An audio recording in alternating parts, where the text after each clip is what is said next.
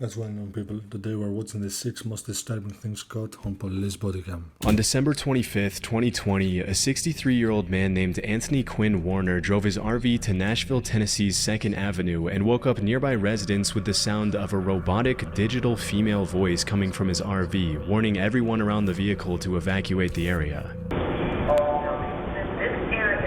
What do you mean, bro? Where's the voice from?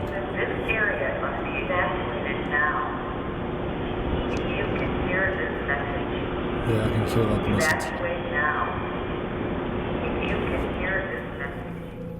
Soon, the female voice repeatedly mentioned that the RV was going to detonate, and a little after 6 a.m. the voice became more and more insistent, announcing that the vehicle would detonate in 15 minutes. What? In the body cam footage that was later released by the authorities, a group of Nashville police officers can be seen walking around the downtown area, urging any stragglers to evacuate for their own safety. Okay. But there's something serious happening down the road. Go for 11. Okay. Do you mind going down to 2nd and Where they need to go when they are evacuated. Okay, so bro, what's going on? There was a voice, an AI voice, that said that the van is gonna be detonated. What's that? I don't get it. It's pretty strange. That's so weird. That's like something out of a movie. Like The Purge? Yeah. Yeah. Okay, so this is the van right there on the left.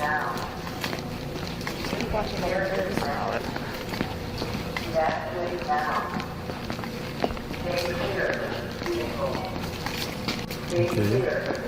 So is this a The prank robotic or voice something? and its ominous warnings give the whole scene an extremely eerie vibe, like as the police officer mentioned, something out of the movie The Purge. Strangely, the RV also broadcasted snippets of the 1964 hit song Downtown by Petula Clark, which is a song about how if you're ever feeling sad or lonely, you should go downtown and you'll feel better in the hustle and bustle of the city. Unfortunately, the robotic voice wasn't bluffing, and just 15 minutes later, the RV detonated near the AT&T building, causing damage to more than 50 buildings and even Damn, bro, that's some damage over there. collapsing a few of them with its massive blast radius. In the aftermath of the incident, the cops can be seen assessing the damage and moving nearby pedestrians to safety through body cam footage that can only be described as apocalyptic. Bro had some serious explosives over there. So why did it happen? We're gonna get an explanation. You guys okay? Okay. No, my God. Where's your car? Okay, go to your car. Damn, bro. Man, make sure all units are direct. There may be ammo in that vehicle. We don't need anybody coming up the 2nd Avenue. This thing did damage to the Yeah, whole I'm good, man. road, I bro. appreciate it. Even though the explosive inside the RV was extremely powerful, the cops managed to evacuate most of the nearby residents, and thankfully nobody outside the RV lost their lives. Although 3 people were injured and had to be hospitalized after the vehicle incident, the only person who lost his life was Anthony Warner himself, who was still inside the vehicle at the time of the detonation. After the incident, the authorities started digging deep into Anthony's past to figure out what could have caused him to do something so insane, and what they found was pretty disturbing. Okay. As it turned out, Warner was pretty much a paranoid loner obsessed with conspiracy I can see that. I can see by his face, bro. theories about shape-shifting alien lizards that were trying to take over the loner, obsessed with conspiracy theories about shape-shifting alien lizards that were trying to take over the world. It was also revealed that 16 months before the explosion, Warner's girlfriend had called the cops to report that Anthony had been building explosives Bro, she's beautiful. How was she with a crazy nut inside the like RV outside their home. Even more disturbingly, less than a week before Christmas, Warner's neighbor had reportedly asked him if Santa was going to bring him anything good for Christmas, to which Warner replied, "Oh yeah, Nashville and the world are never going to forget me." But despite the clear desire for attention, the cops never managed to truly figure out Warner's motive, and it was eventually concluded that he probably didn't want to hurt anyone, and that a fatal cancer diagnosis mixed with other factors had contributed to Warner's declining mental health. Okay, so he was diagnosed with cancer and thought about ending himself. Or maybe he was introduced to some aliens, shapeshifters, and the whole thing was true. On March 9th, 2023, at around 12:30 p.m., an anonymous caller dialed 911 and told dispatchers that a man that had just run into a food market on Cleveland's Central Avenue was claiming that he had just been kidnapped. As soon as police arrived, they were able to talk to the alleged victim, and the giant conversation was captured on one of the cops' body cams. Okay, I sure. was there to fix his busted pipe for his washing machine. Okay. And I was putting a water line for his ice and for his refrigerator. And when I got downstairs, another dude came out. They had guns on me and they robbed me. I mean, they tied me up. They had plastic laying on the ground. Disturbingly, the zip tie Okay, he has zips. Yeah, I was gonna say about the zip ties on his and hands. duct tape that were used in the kidnapping can still be seen on the man's body as he explains what happened to him. As the victim mentions to the cops, the perpetrators forced him into his own van, robbed him, and then held him for ransom before he managed to escape. So they put this on my face. They get me in my van. And they bring me over here. They turn the location up on my phone. Bro, this is probably one of the scariest things to experience in abduction. One of the guys is in back with me. And Damn. Well, He which kept way on- the car go? Huh? Where the car go? It was parked this way, and I ran all the way down here to here. We were parked right over there. You're parked on 49. What kind of car was it? It's my van. As the cops later found Okay, out, so the main they took perpetrator was his 51-year-old car. Ahmed Johnson, whom the victim had been in federal prison with at some point in his life. After digging deeper into the case, they uncovered the whole story of the kidnapping. As the victim mentioned in the video, the kidnapper had hired him for a plumbing job, and when he arrived at the house in Cleveland's Buckeye Woodhill neighborhood, he was led downstairs where he So would it was a allegedly be setup. shown the leaky pipe that he had to fix. Okay. Once downstairs, Ahmed led the victim to another room, where another man jumped out and held him at gunpoint. After stealing his phone and Apple Watch, the kidnappers bound the victim and put him into the back of his own van. Hold that for an iPhone, bro, and an Apple Watch. What the fuck? As the bro? perpetrators drove the van towards the city's central neighborhood, they made the victim call a friend and bring around $15,000 to a nearby gas station in exchange for his return. Oh, But okay. as the van slowed down, the victim somehow managed to jump out and ran down East 49th Street. Thinking quickly, the victim ran into a convenience store where he would be protected by the public eye, causing the suspects to drive off. Good call, good call. 2 weeks later, the cops managed to make an arrest, and Ahmed Johnson was charged 2 weeks.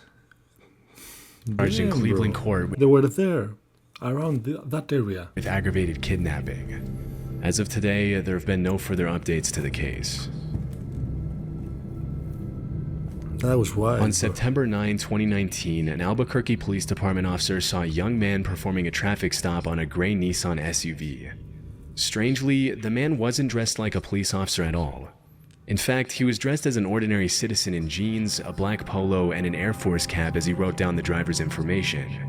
Sensing that something was off, the officer pulled the man aside to talk to him, and from the beginning, the man seemed a little on edge. You gotta talk to him for a minute. Bro, he's a scammer, bro. What the fuck? What's going on? Let's just talk back here real quick. Who do you work for? Early country club. Oh, okay. Okay. I know, I'm under-equipped. Okay. Bro, he's a kid, bro.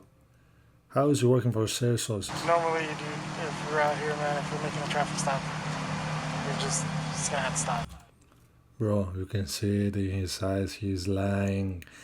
He's probably an abductor or a serial killer or... I don't know. Alright. Do you have an ID with you? I mean, this is all I got. I mean, like I said, I'm under-equipped. I was just heading over there to the courthouse To the courthouse for what? to get my crap. Okay. I know, it makes no sense. I caught him going 120 down I-40. Okay.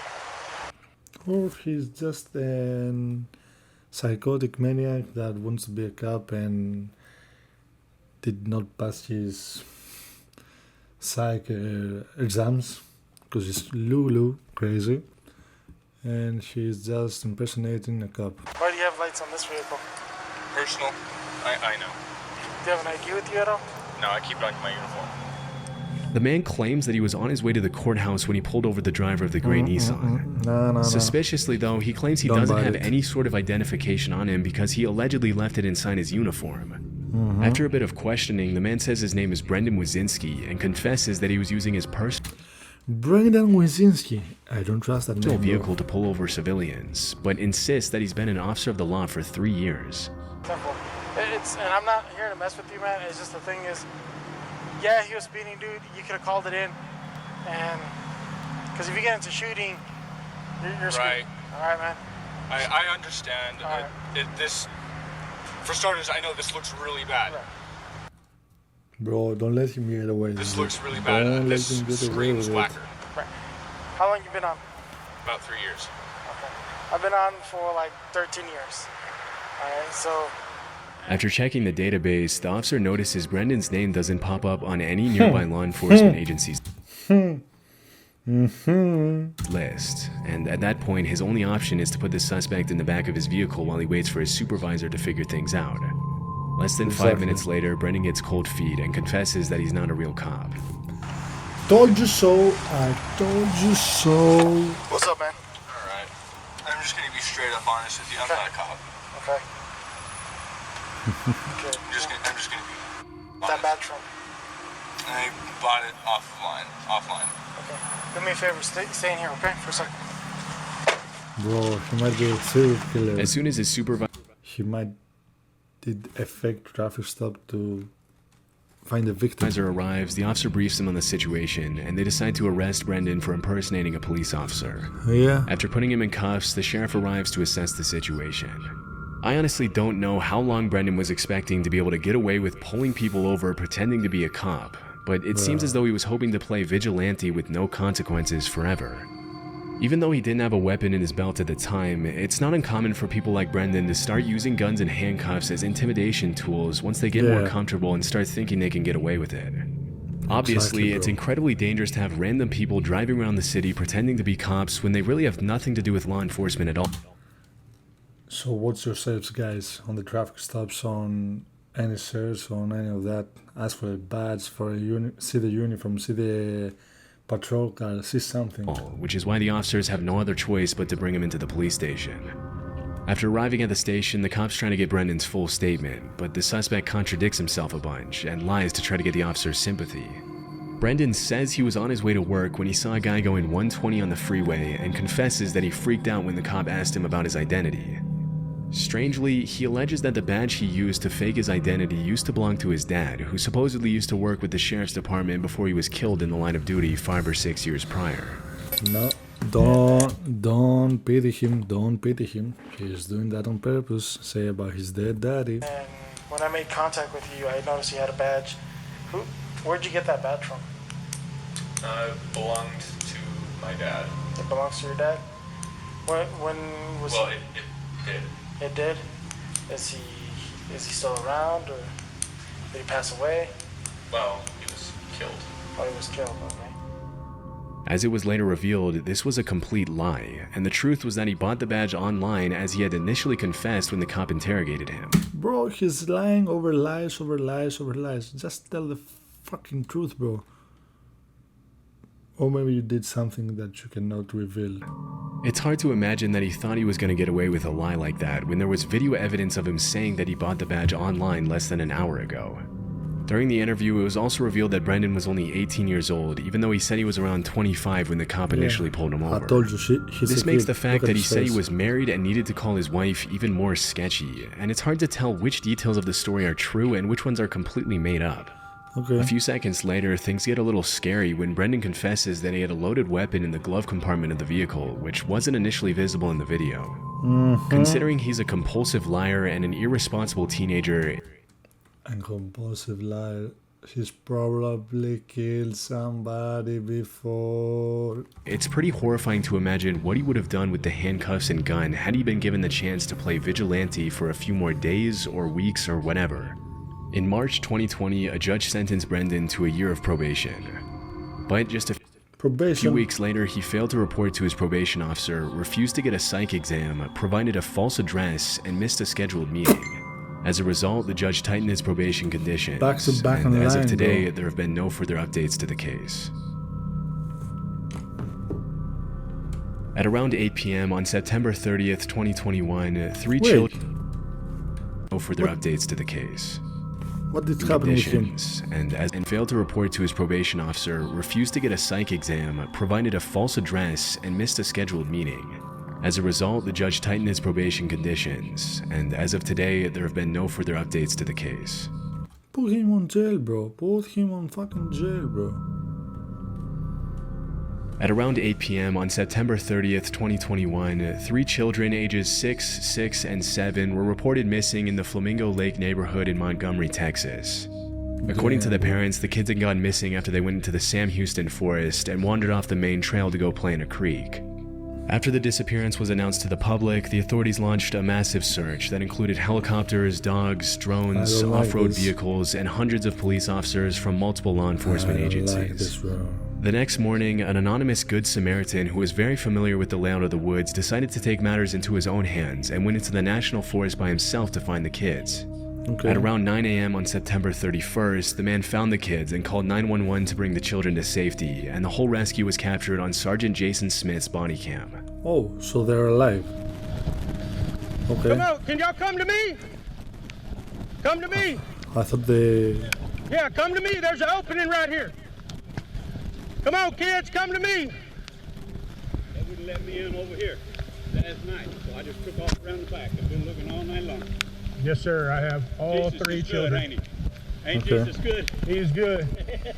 Kids, Okay. I'm the police. Are y'all ready to get out of the woods? Come on, then. buddy. Let's get out of here. You got cheeseburgers in your car? We're gonna get something to eat. Okay? Okay. Is that guy trustful? What do you think? I don't Wanna know. hold my hand? We'll get out of here. Even though the kids were found just a little over a mile away from where they entered the woods, they'd still been lost for over 24 hours, and pretty understandably they were hungry. As it was later revealed, the kids had spent the night in the forest, sheltering themselves under a fallen tree until the volunteer came to rescue them, which is why they had leaves and branches in their hair in the footage. Here, let's take this. Grab hold of that. There you go. You're really Thank God they Am I found really them. strong? I think Lose your shoe? Okay, they're good. I got you.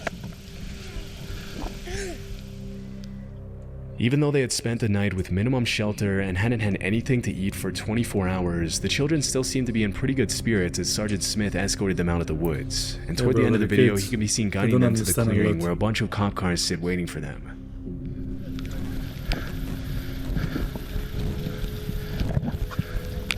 Thank you, fellas. Y'all got it? Come on, kids. Let's come out to the road. Okay, thank God.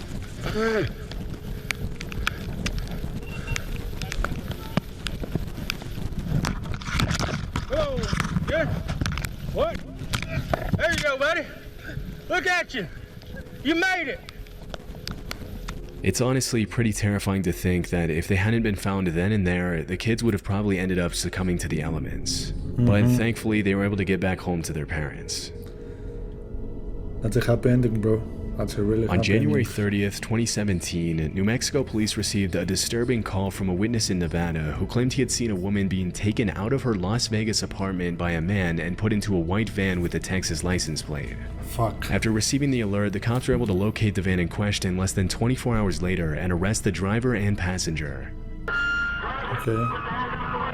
But how about the woman, bro?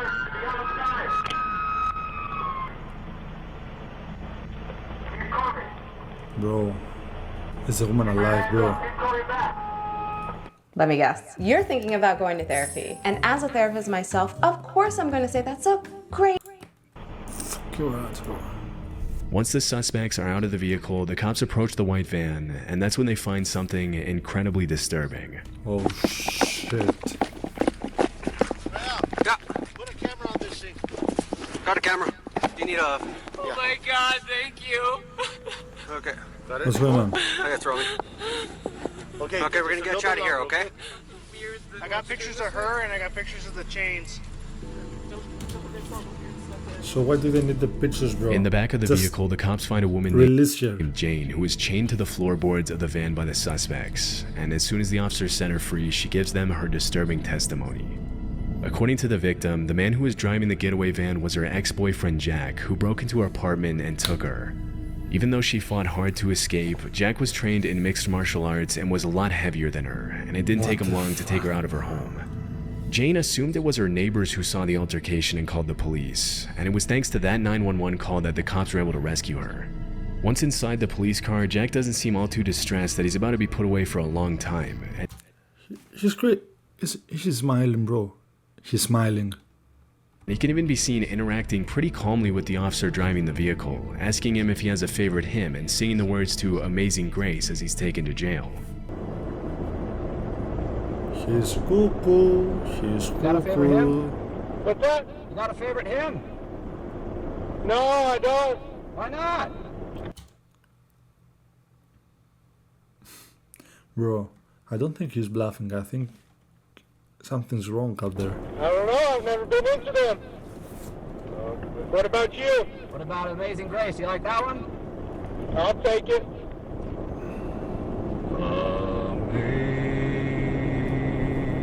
Amazing Grace, how sweet. As it was later revealed, Jack's What accomplice in the hell, kidnapping was 19-year-old Samuel Brown. In the other cop car, Samuel asked the police officer to have a conversation with him, claiming that he's scared of everything that's happening. Bro, why is it always those with the strange faces, bro? Look, I'm gonna slap the shit out of him, bro. Is it okay to talk? Yeah. Anything. I'm just kind of scared. Okay. What are the police gonna ask me? During the investigation, the police found that Jack and Samuel had planned to take Jane into a cave in New Mexico that Jack had dug into the side of a hill, where they would later brainwash her into marrying one of them, according to the police report. After the horrifying incident, Jack was sentenced to life in prison, and Samuel to a little over 5 years in prison. It's pretty disturbing to imagine where Jane would be if that— Why did the other guy just took 5 years? Give him life. that 911 call hadn't been placed and the cops hadn't intervened. They would brainwash her to marry one of them. Police report. After— Bro, they're laughing. They're smiling on their mugshots. I don't know what to do with these people. If I say kill them, I'm gonna be a bad guy. where they would later brainwash her into marrying one of them, according to the police report. After the horrifying incident, Jack was sentenced to life in prison and Samuel to a little over 5 years in prison. It's pretty disturbing to imagine where Jane would be if that 911 call hadn't been placed and the cops hadn't intervened. Damn, bro. On April 8 of 2021, police officers from the city of Whitehall, Ohio, about 6 miles away from Columbus, received a report that a man was allegedly impersonating a police officer at a traffic stop. Another Wyszynski, or one. Upon arriving at the scene, they found a 26-year-old man named Casey Donovan Williams asleep in what appeared to be a Whitehall police cruiser. When he woke up, he told the cops that he was an off-duty cop working a special duty detail. At first, the officers bought his story, but when they were told there was no special duty assigned at that time, they returned to get the real story. And the exchange was captured on the cop's body cam. But you have no ID from them. He's a kid too. He's a kid. How is he 26 years old, bro? No. I cannot take you seriously. All right. No. And have you ever been sworn in by them? I've talked to the chief. No. I'm asking you a direct question. Have you been sworn in by It's them? very important you answer this correctly, because being a former police officer or someday a current police officer, you know if you lie in this situation, you go directly to jail. No, I'm not. So I'm going to put that right listen, out. I'm not. So if you are telling me you are a police officer right now, You cannot convince them. You cannot convince them. Look at your face. Look at your face. You're already sweating. You're already thinking about jail. is that what you're telling me? No. So you are not a commissioned police officer. I have spoke with the chief. That's not what I'm asking you. Okay. I'm asking you one question. Are you a commissioned police officer through the state of Ohio? I have an OPUDA certificate. That's not what That's I'm not asking. what we're asking you. I'm explaining to you. I have No, you're not. You're not answering the question. You're avoiding the question. It's very simple. Are you a sworn police officer anywhere in the state of means Ohio with commissioned. any department? Not currently. Okay. As soon as the cops start applying a bit of pressure, Casey confesses that he's not an actual commissioned police officer. He's not, dude. He took that vest from eBay. I don't know, from Temu, from Saint, for $3. And when the cops mention to him that he risks going to jail if he lies, he decides to call one of the officers who supposedly gave him the job to try to save himself from the consequences. Okay. 1 second. Would you be willing to speak to the supervisor from the company? From Watchman. From Watchman? Yes. Is he an actual police officer? You are an actual police officer, correct? Okay. Okay. Yes, He's trying to convince him right now. He's his friend, his cousin. I don't know. Where are you commissioned at? It doesn't matter. He's not here doing anything. Yeah. I don't care if he's the superintendent of the State Highway Patrol. That's irrelevant to the situation. Even though he seems to have a pretty intricate series of excuses to justify his actions, the cops sense there's more to the story than Casey's letting on. After mentioning to the cops that he was just trying to make a little extra money by allegedly working for the Glenwood Police Department, he realizes his chances of getting out of an arrest are pretty slim. So you can work for police if you're not a police officer. What are you? And that's when he resorts to asking the cops for mercy. That's all I was trying to do. Please do not. I'm asking you for courtesy, man to man. Please do not ruin my career. Please, please, please. I think you did that kind of on your own. You already know when he's trying, not the specific one, when the other one is trying and he's begging, that he's full of shit. He's not a police officer. Does he have a gun on his waist? Put him down. Throughout the exchange, it seems as if Casey either doesn't realize the severity of what he's doing, or he really thinks the cops are going to let him get away with showing a fake badge and even carrying a weapon while pretending to be an officer of the law. Still, things were about to get a whole lot worse for Casey, because after he was put in the real police officer's cruiser, the cops searched his vehicle and found a loaded AR-15 rifle, a tactical vest, a loaded handgun with 15 rounds of ammo, a taser, 2 pairs of handcuffs, and pepper spray. It's pretty disturbing to think of what could have happened if the cops hadn't arrested Casey then and there, because even though he didn't seem to have any bad intentions at first glance, Casey could have used the badge, vehicle, and weapons for some pretty nefarious purposes if he wanted to, by simply convincing people he was a real police officer. From kidnapping to extortion and everything in between, a fake cop can be extremely dangerous. As it was later revealed, a real one is a dangerous man too. So you can imagine what a fake one this wasn't the first time the suspect had gotten in trouble for trying to pull similar stunts. Although at one point he had been a corrections deputy at the Pickaway County Jail, he was forced to resign after trying to enforce his authority as an undercover cop at a fair when he hadn't been instructed to do so. After the incident in Whitehall, Casey was charged with impersonating a police officer, a 3rd-degree felony, and improper handling of a gun in a motor vehicle, a 4th-degree felony. Damn, bro. These dudes are crazy, bro.